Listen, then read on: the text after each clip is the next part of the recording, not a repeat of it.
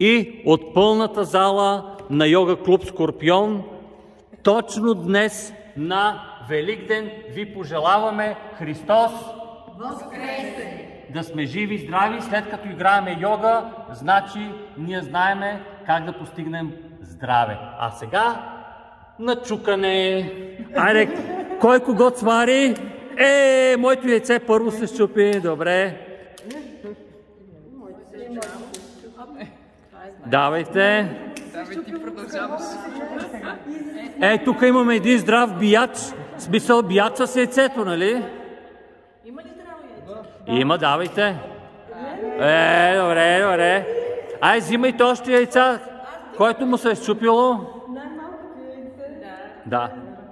Айде, да видим. Айде, бияч. Ще издържи твоя.